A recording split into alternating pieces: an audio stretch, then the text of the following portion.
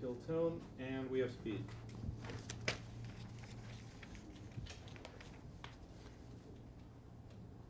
Jonathan, could you please touch on your your career pursuits after Dark Shadows? You did a television movie with Shelley Winters, The Devil's Daughter. You did Oliver Stone's film Seizure, and you've done a lot of theater. Could you touch upon, and then Arsenic and Old Lace?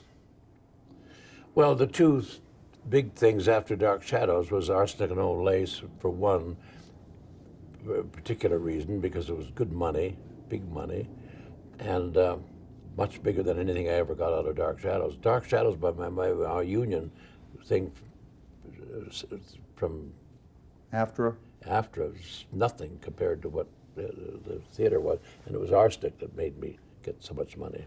I did very well with that year and a half and a year and a quarter. That was a national stage tour. Yeah, it was good money. For me, it was good money. And, but anyway, apart from that, I enjoyed doing it, and I enjoyed I saw every big city in the United States. And then when I got into the other thing, which I value almost more, is my readers' theater. I was all over the place. I've got tons of reports. Mary O'Leary used to keep wonderful books about, and I was in places I'd forgotten all about. It was all four corners of the United States doing my readings, and they were all in small places, college towns mostly, but some of the loveliest towns in the country, plus the biggest cities in the country, all of them. We didn't miss any of them to do the Arsenic and Old Lace. So those 2 years, well, Arsenic and Old Lace was a year and a half period. That was as long as that went. Not quite that long even, but. That was in the mid-'80s? It was 80, whatever, I've forgotten now. My mother died and my brother died the same year. 87, 86, 87, 88. Okay. Something like that. But And you formed your own company, Clunes Associates, to present your one-man shows? And one-man shows. And With so Mary those two O'Leary, things, your now I didn't make an awful lot of money out of that, but I kept myself out of trouble. In other words, I didn't have time to be extravagant, so I paid the bills. I just paid the bills, and so that was about 3 or 4 years. That went on. Well, it was on and off for more years than that. It was we regenerated it and so forth and so on 1 or 2 or 3 more occasions. So I got a lot of time out of that, and I just liked the idea of reading stories. I loved doing story reading. But however, I'm getting so old now. I was delighted with the other day when so much of it was done on the screen, so I just had to sit there and look. But no, I had a good time. Those are the heydays of my career. Dark Shadows itself, and then the result with the two things I've just mentioned. What kinds of shows did you do with your one-man shows? A potpourri of everything. I never had a rule, never had any ideas. I'd suddenly pick up something out of a newspaper and put it on, try it. Sometimes I tried things and dropped them. It was just again, hodgepodge of everything. You do humor and horror, Edgar Allan Poe? Well, yes, but I did a lot of comedy too. Right. Yes, I did the horrors. I knew they wanted that, but not that much really. It was mostly comedy that I did. And you also returned to your desire to direct Yes, with a debut in 1993. That's right. With The Lion in Winter. Yeah, and Marie Wallace was she was the queen. I've forgotten now. I can't remember the title, the names of the different people. That was the But Georgia. I loved doing that too. It was difficult, and the only disappointment of my career is that I haven't done more directing. Of course, I directed myself, but I would like to have been more of a director, but I never got to pursue that or whatever, or they would never.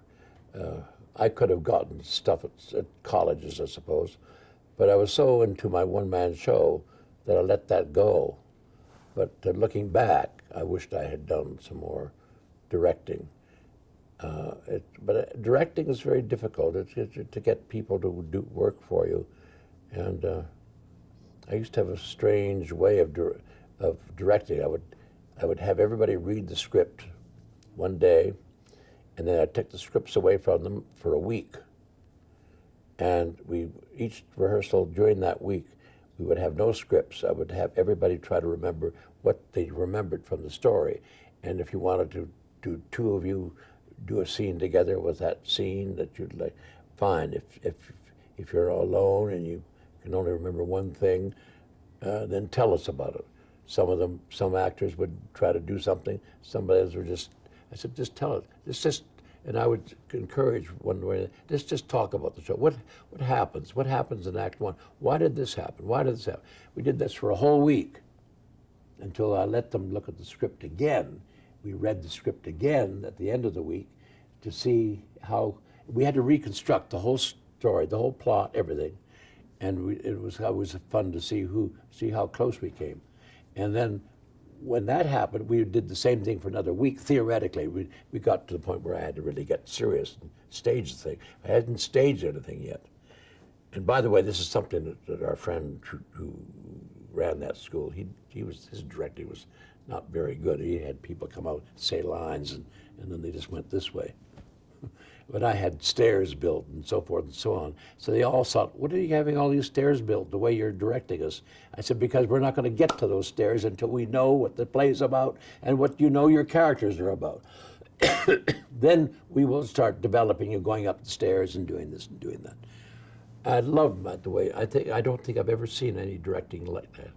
But that would have been my theme, which I'm sure would have become well known for if I had ever pursued it, but I didn't pursue it. But that was one of the great imaginative things I did that I was proud of, and I never knew any other director who worked that way. Yes, I shouldn't say that because it was borrowed from Chekhov too. The actors, the Russian people, with their whatever they call themselves. And there was the group in New York, of actors that just do that kind of rehearsal. So it wasn't entirely new, but my combination of it, I went beyond them, as a matter of fact. I said, don't even try to act. Don't even just tell this, let's just sit here and get the story. Why do you suppose he did this? And we'd ask questions, we'd get all kinds of questions and answers going. Until everybody knew exactly what that play was about.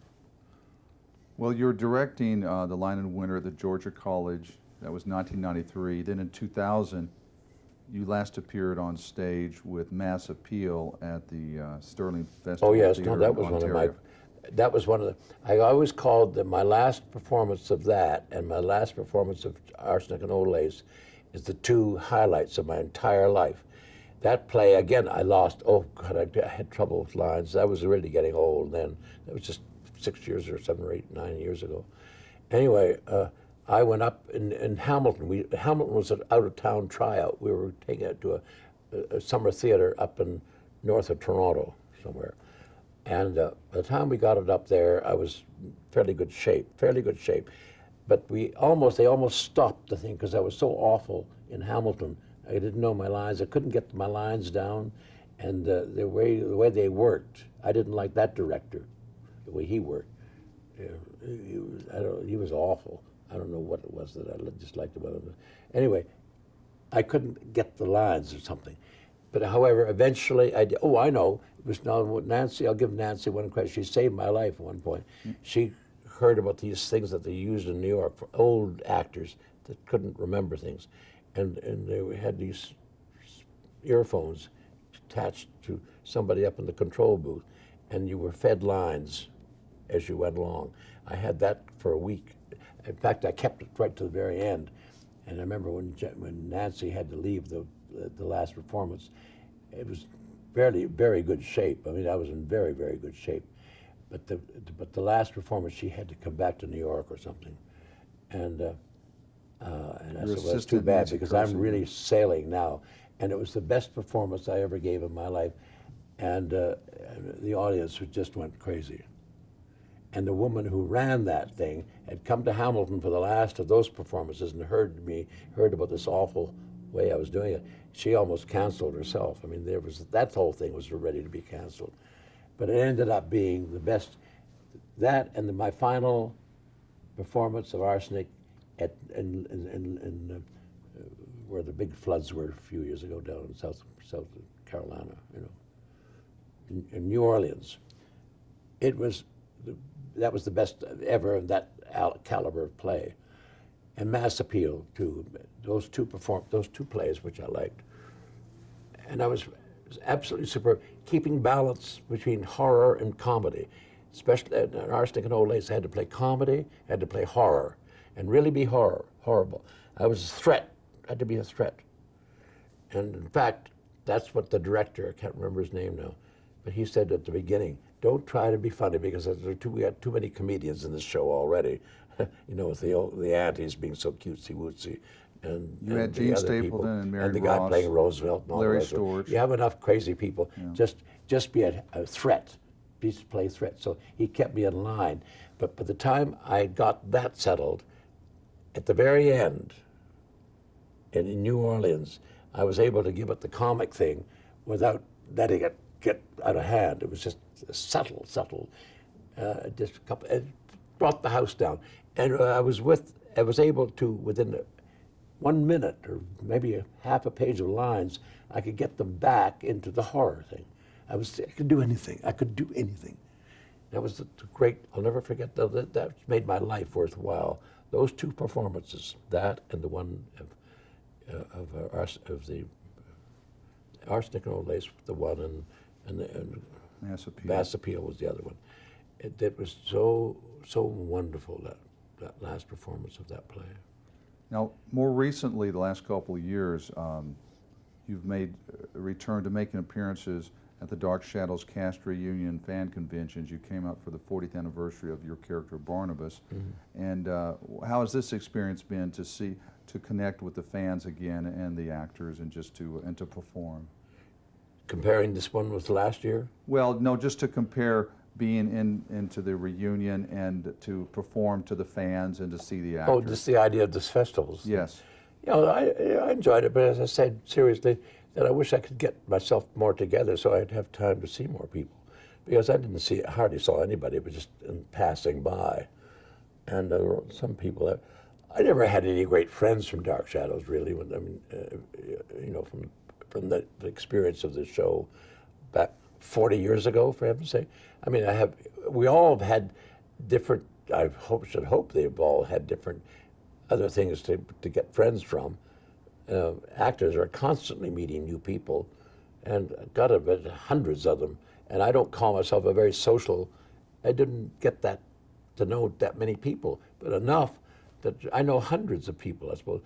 But sometimes in the last couple of days, I see a face. Something about the face is familiar. Well, I think that's quite remarkable that I even think that much. But of course, sometimes they think, well, what's your problem? My problem is no problem at all, that I even recognize you at all, or even think about you. But something, it's when you're an actor, you meet, some of these actors who really have had careers far better. I mean, mine's just nothing compared to a lot of actors that work. They must know thousands of actors, and you can't possibly remember them. You can't possibly do it. And of course, I haven't stuck with Dark Shadows. I haven't been around very much in the last few years, so I haven't had a chance to. But still, I would like to have had more time to mix with people than I did. But I had to stay upstairs because I had to get my act together, and I floated down there yesterday to do that show, and I was really not prepared. But wing-a-ding-ding, I did it anyway, and it wasn't bad, including the pratfall. It sounds like I did it deliberately, but I didn't. I let it happen, but I wasn't planning it. But anyway, no, it was a good.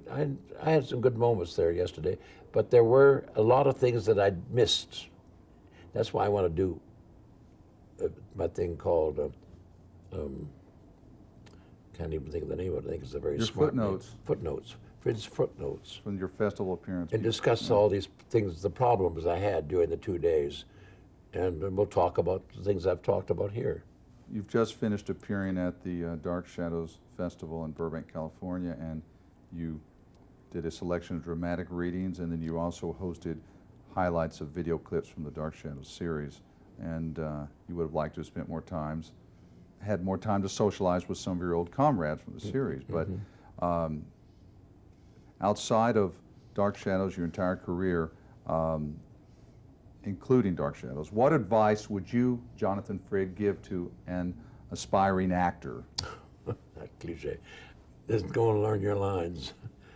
Literally. Go and learn your lines. That's the best to act. I mean, that makes them think. They all want their thinking done for them. Knowledge. Just go and learn your lines. Period. Enough said. Finished. Let's go. How would you, Jonathan Frid, last question, how would you like to be remembered? I'm dead. What do I know? I'm going into my compost box. I don't care whether I'm remembered or not, for heaven's sake.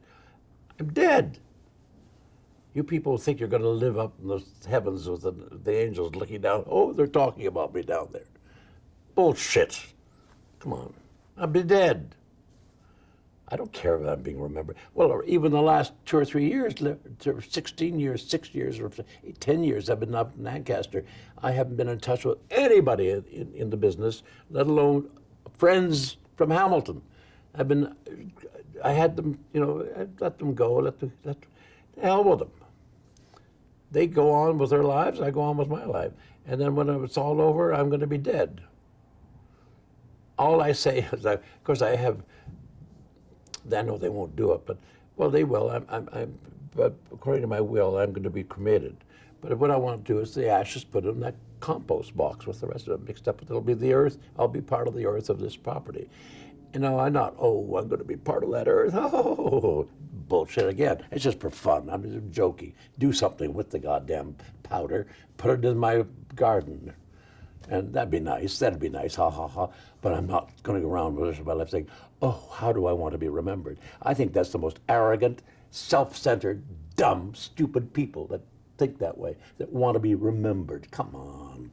Who cares? We're all gone the next... Even Caesar himself is not remembered every day by everybody. Or Christ, for that sake. That's probably one of the big problems. That nobody would have, so many people have dropped off even thinking about him.